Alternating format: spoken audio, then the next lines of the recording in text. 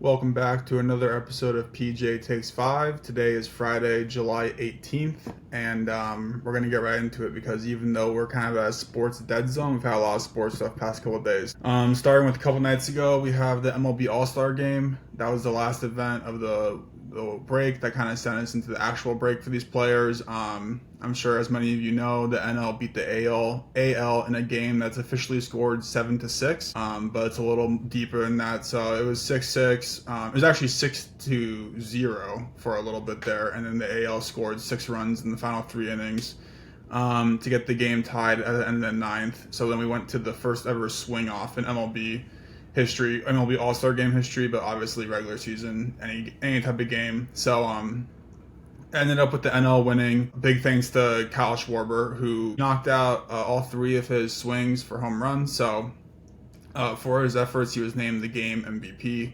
And I thought it was really cool on the last one there. He went down to a knee just to watch it go out the park. So big night for him. Really cool moment just in baseball to kind of see that unprecedented end to any game, like I said.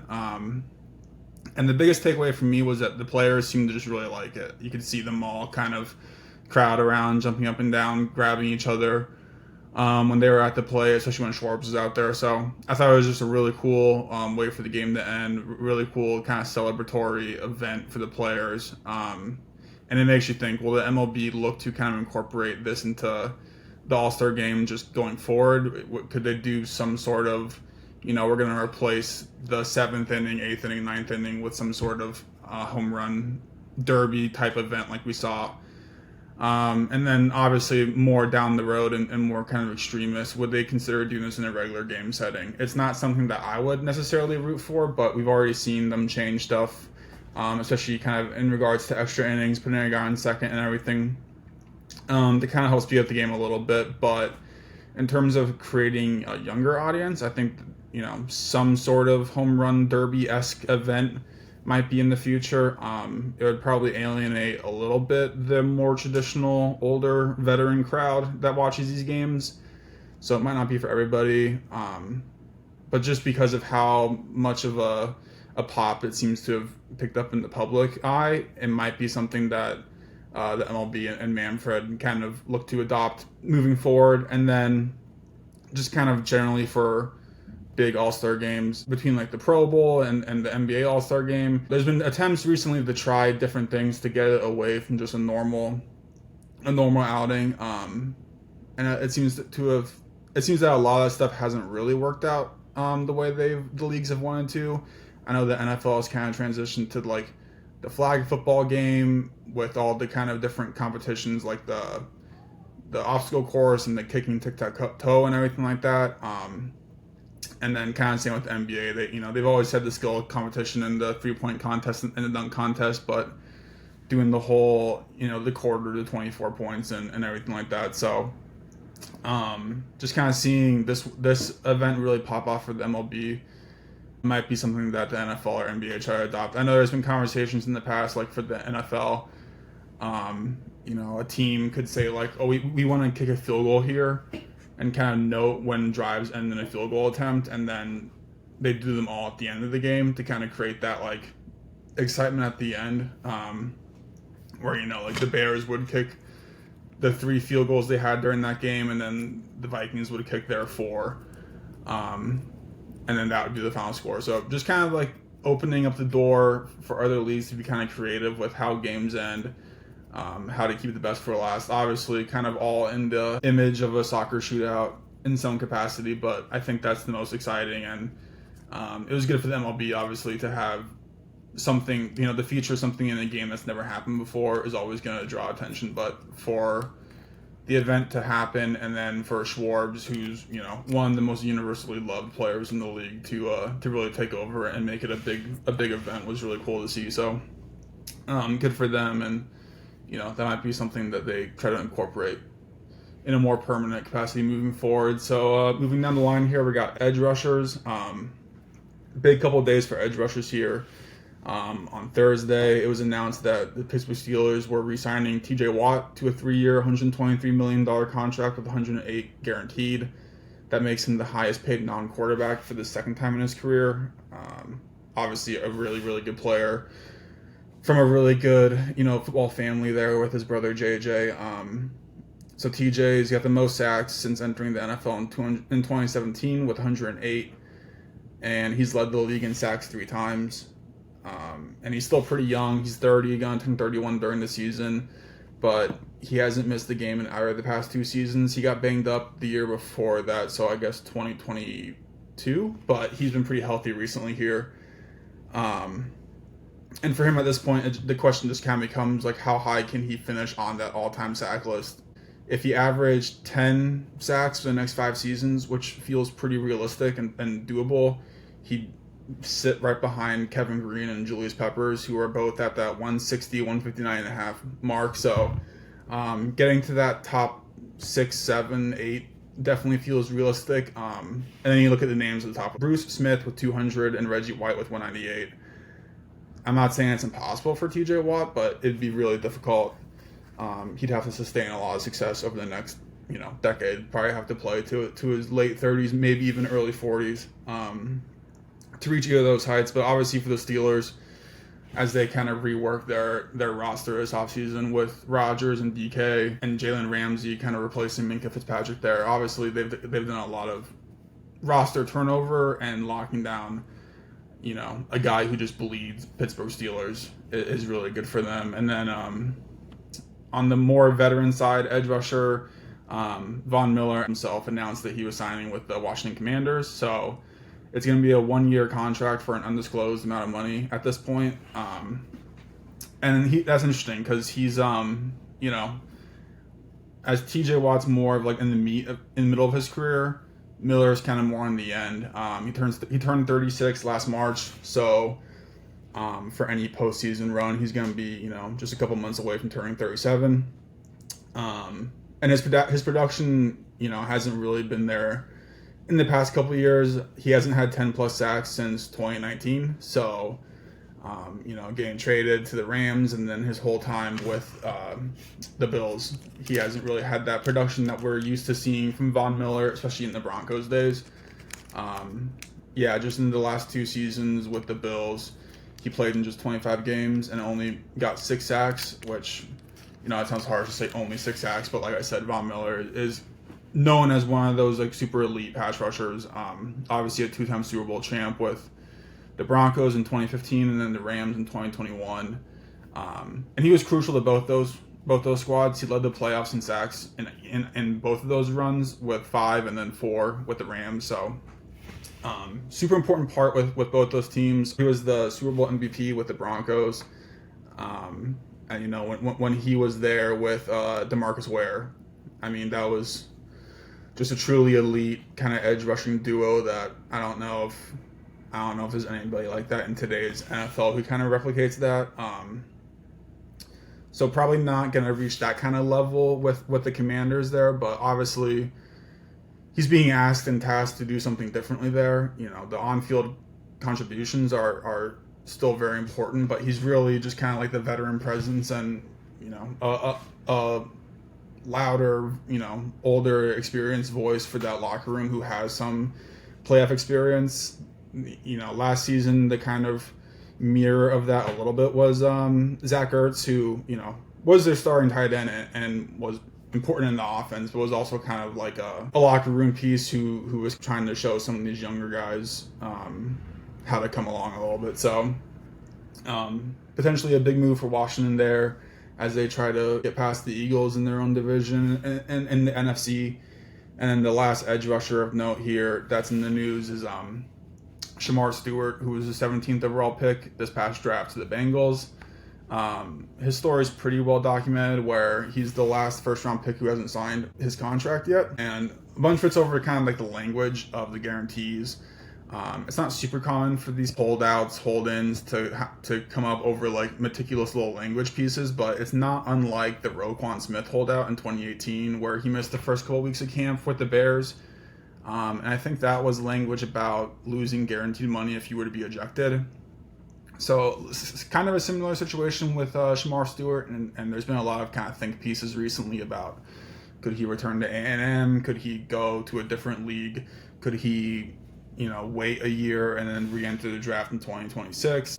I don't think any of those will end up happening. I know Texas A&M coach Elko said today that he's been practicing and working out at A&M, but he's not going to return to the team. I don't even think that's really a possibility looking at both the NCAA and NFL regulations, but he kind of shut down those rumors recently. So I think he'll probably end up being on the Bengals. It's just one of those things where it's not how you want to start. And to be clear, I'm fully on the side of Shamar Stewart. This seems like the Bengals are just trying to go out of their way to kind of scrape together some extra cash after signing T. Higgins and Jamar Chase and Joe Burrow, and they have Hendrickson on the horizon here. So I'm fully on Shamar Stewart's side with this. But, case in point with Roquan Smith there, just because you have this kind of hang up in the contract with your representation doesn't mean anything about you as a player one way or another. Obviously, Roquan is, a captain, defensive all-star for the Ravens after being the same person for the Bears. So it's no indictment on Shamar Stewart, the person, by any stretch. So moving to our next NFL topic here, we got the Chiefs. They've kind of hit the good and the bad here the past couple of days. So on the good, they re-signed guard Trey Smith to a 4-year, $94 million contract with $70 million guaranteed. So that makes him the highest paid interior offensive lineman ever.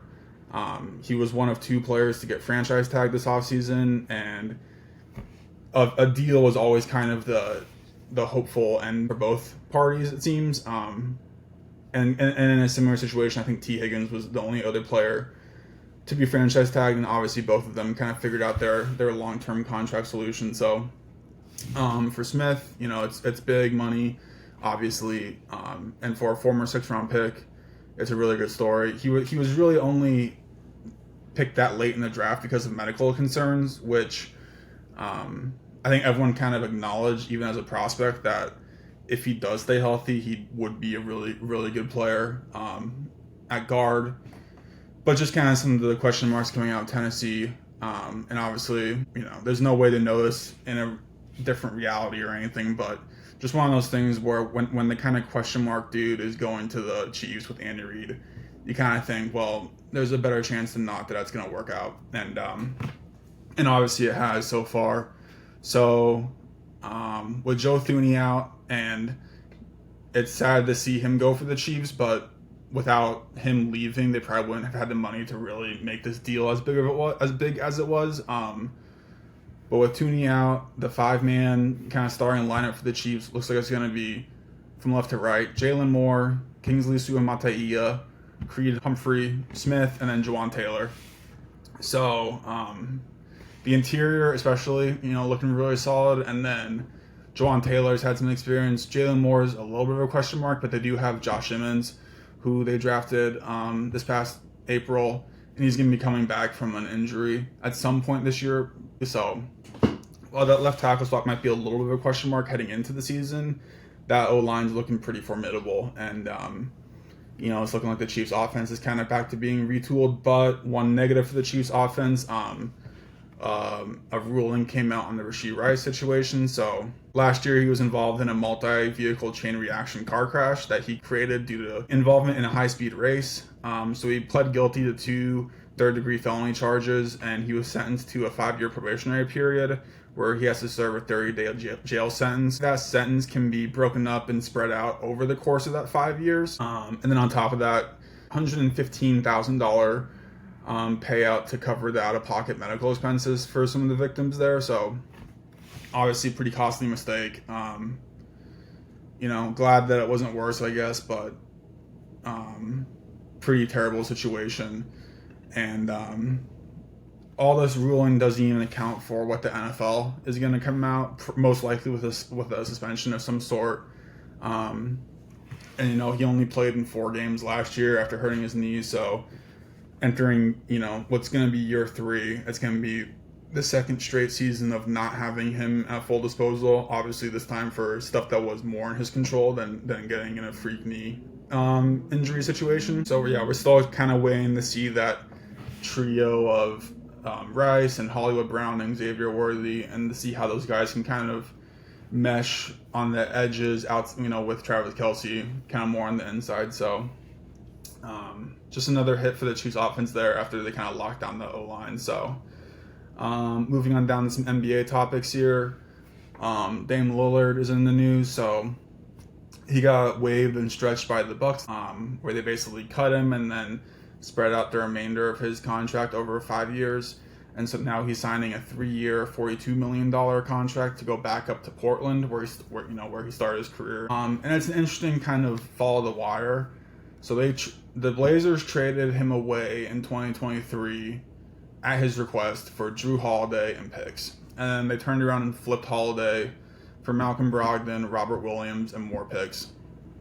And then fast forward, 2 years later, they just re-signed Dame, and then they just traded for Holiday back in exchange for Anthony Simons, mostly to kind of help the Celtics out with some cap space problems. So they were able to retain both those players and still have Robert Williams and a bunch of those picks that they've ended up making from those deals. So they're kind of in an interesting spot where they have a mix of younger players that they want to see develop and older players that they're still kind of hanging on to. And that older core of Dame, Jrue Holiday, Jeremy Grant, Robert Williams, Matisse Thybulle, those are all good players that could be rotation players for, a successful competitive team. But do you want to play them if it means not getting more minutes for guys like Scoot Henderson, Shaedon Sharpe, Denny Avdia, Donovan Clingan, their pick Jan Hansen, Tumani Kamara, like all these guys who've shown a lot of potential, some more than others, but have all been picked more recently, and are kind of on the upswing of their career. I don't know how they're going to end up trying to find that balance of who's taking up, how many minutes there. But just with the West so competitive and them kind of lacking that super top end talent, it would kind of make sense to me to have some of these older guys take a step back and then let them kind of mentor up the young guys. Obviously with Dame, he's still recovering from his Achilles injury, so he's not going to be ready game one necessarily. But, I look at like Jrue Holiday, Jeremy Grant, even Robert Williams is really good kind of mentors for younger guys who are, in their early 20s trying to figure it out a little bit. And some of those guys you might see traded down the line, if a team's out there and thinks, hey, we're, a solid wing player away from really being something in the playoffs, well, then maybe the phone line open up for Jeremy Grant, or, hey, we need a third big who we're comfortable with coming off the bench. Maybe that's Robert Williams. So they're in an interesting spot. It's good to see Dame back up there. I know the narrative for a long time was he was saying, I'm not running from the grind and we're going to win a championship in Portland, and that's probably not how this is going to end, but it is good to see him back up there, and, it might be a thing that he ends up retiring there in a couple of years, and everyone kind of collectively forgets that he was even with the Bucks for, the 2 years there. And then a slightly similar situation, Bradley Beal was waived by the Phoenix Suns and is set to sign a contract with the Clippers. So he's had a pretty up and down story the past couple of years. In 2022, he declined his player option and re-signed with the Wizards, a 5-year, $250 million contract. And then just a year later, in the summer of 2023, he requested a trade, ended up getting sent to the Suns, and it was obviously part of that big three with Booker and KD, and as we know now, that never really panned out in the way they thought they would. They got pretty close, but just not enough, and I think a lot of it was just kind of not enough kind of diversity of skill set. All three of those guys are more offensively inclined, don't really give you like a lot of defense. KD gives you the size, but not really in that traditional like physical way of size of a back down punisher like that. So it was never really surprising to me that big three didn't really work out, but it was obviously a big contract for Beal. I think the later years in that contract were going to be around the $60 million mark. And to be earning that, you have to be, at least a top 10 player and probably on the front half of your career.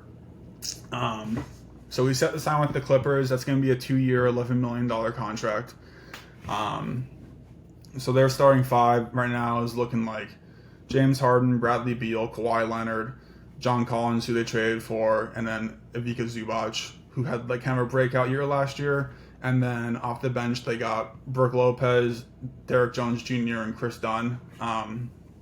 So honestly, pretty good roster. I mean, like we're saying, a lot of those guys outside of the power forward center are kind of more on the back end of their career, between Harden, Beal, Kawhi, and Brook.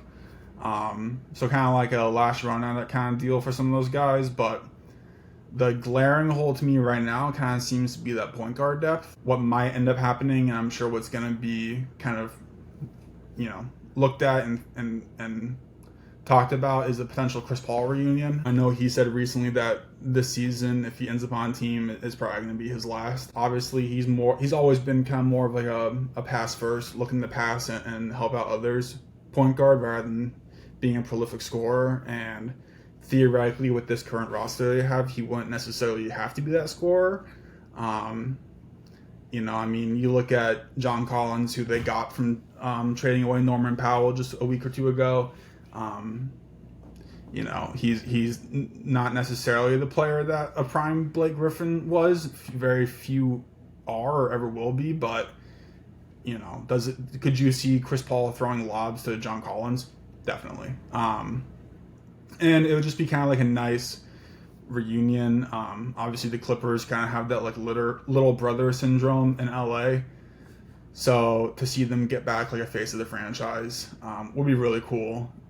They don't have that franchise doesn't have a lot of people that you really look at as, iconic Clippers outside of him and Blake and DeAndre Jordan. So bringing Chris Paul back in what would likely be his final season, that could be a pretty cool storyline.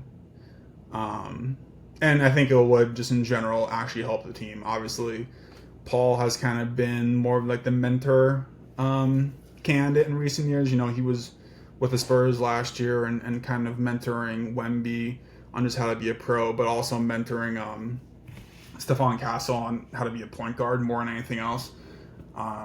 So with Harden and Beal and Dunn kind of in that guard rotation, he wouldn't have that role necessarily, which, as negative as it could be to not have him be a mentor for a young guard like that, it would be cool just to kind of see him back there. And then just with the Beal part of it, and this kind of goes back to the Dame conversation, we're stuck at a point with the NBA contracts where people are getting paid for what they have done and not for what they're going to do. And that's a really tricky thing of like, how do you not do that as a front office?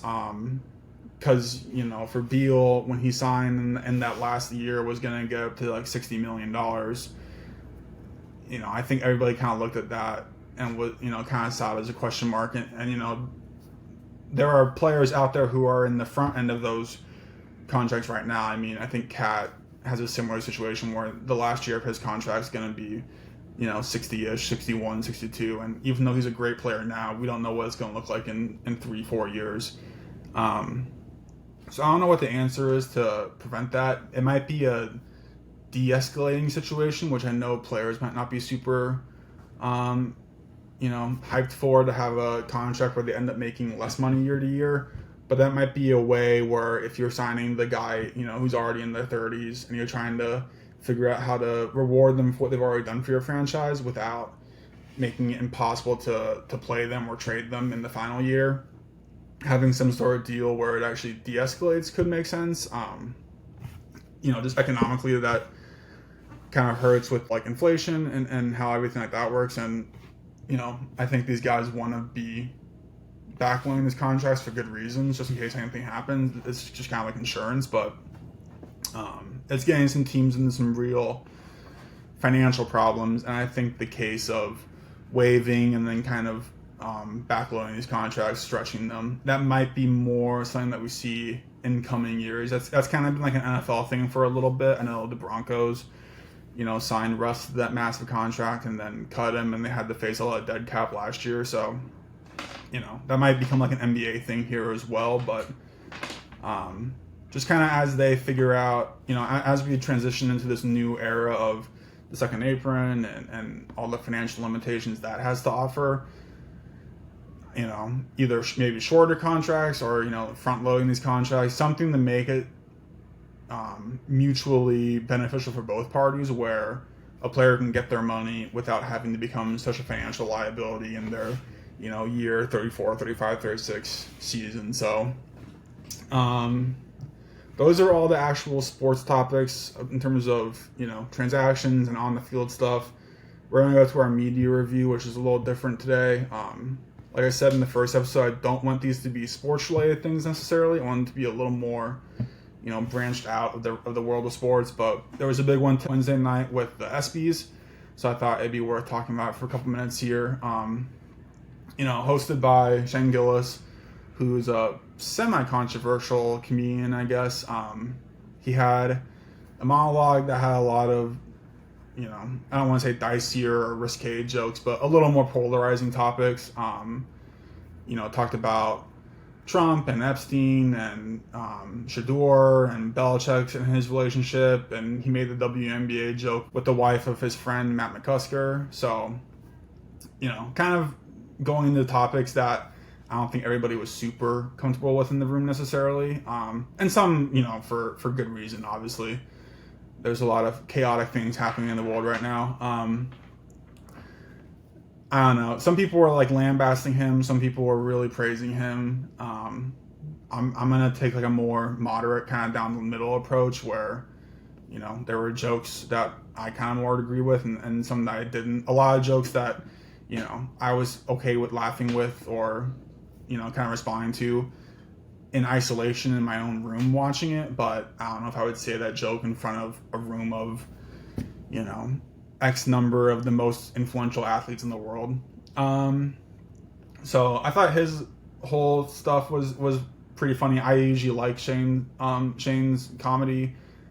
He has a good kind of awkwardness and kind of like shyness about saying like, oh, this joke was actually not written by me and they made me do this. Which is kind of a cop-out, honestly, but it was pretty funny. The one thing that I did think was just because of how many people reacted kind of weirdly to some of his jokes, I do think we need to go back to having the ESPYs hosted by, like, a former athlete or a sports host. I know for a couple years there, Peyton Manning was the host, and that kind of curbs a lot of the, like, somebody else kind of coming into our space kind of feeling, so... I tried to write down a couple names of some people in the sporting world that I think would be fun. J.J. Watt was the first name that came to mind, actually. I think he'd get up there and do a pretty good job. Rich Eisen, who obviously had a illustrious career with ESPN and is going to be returning soon for their radio programming. I think getting him up there would be kind of a good blend of that reverence for athletes and coaches and teams, but also... in the cultural and pop cultural world. But yeah, I think it's just a little tough bringing somebody in who can be polarizing. Not that he himself necessarily is, but the reactions to Shane Gillis are kind of polarizing.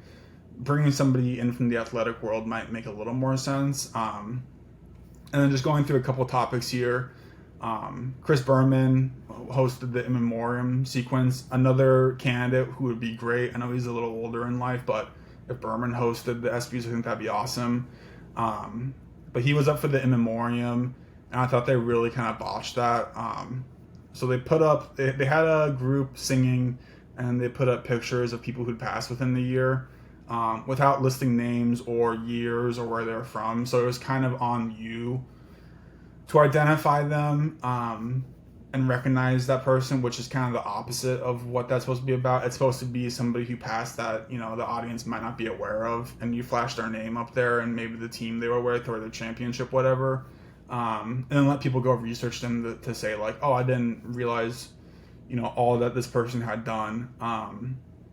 But, from the Bears side, I recognize pictures of both Virginia McCaskey and Steve McMichael Mongo, who are both lost this year, so good to see them tributed there. And then a living tribute, I thought the segment they had for Lee Corso was really cool. It kind of came out of place because it was kind of presented as like an in memoriam kind of thing in a weird way, and then they brought him out, and I was like, okay, thank God. I must have missed when he passed away, so it was good to see him. He's going to do a little bit of College Game Day before retiring in this fall. But they had a cool, kind of cut up of a bunch of his big moments, and then they brought the USC band out to kind of perform with him. And then just a couple other, one other funny moment, I thought Drewski at the end presenting, and I don't know if it was intentional or not, but forgetting the card with the winner on it was pretty funny. And then on a more serious note, seeing the kind of inspirational sports stories, Sloane Stephens winning the Muhammad Ali Award, Oscar Robinson winning the Arthur Ashe Award, and Katie Schumacher-Cauley winning the Jimmy V Persistence Award. Those were all really cool stories, and kind of the more human side of sports and perseverance and battling real life things, and important, kind of social things. I thought were really interesting and really enlightening in a way where, some of these stories were kind of brought to a bigger stage and bigger light, and just in front of a bigger audience. So just in terms of how does ESPN make this event better in the future, probably changing the host and getting back to more sports makes sense. But like I just said, with the kind of more inspirational human stories, I think leaning into that more might be a better move. I mean, I like the, best young athlete, men and women, best college athlete, men and women, best professional athlete, men and women. Those kind of like standard awards, but trying to find a way to get more like individual, interpersonal stories out there, I think would be a really cool way to kind of take it away from the on-field recap of the year. We all know that the Philadelphia Eagles won and that the Oklahoma City Thunder won, but elevating some athletes and some stories that maybe the general public isn't quite as familiar with, I think would be a little more interesting and a better use of the time provided. So overall, it was a pretty good watch. I generally enjoyed the music and the speeches and the hosting. I thought was all good. So just some stuff because I know there were some complaints out there. So that's it for me. Like I said, it's Friday. Happy Friday. MLB is back, so I'm sure there'll be a long weekend of getting back into the swing of baseball. No pun intended. So I'll see y'all Tuesday.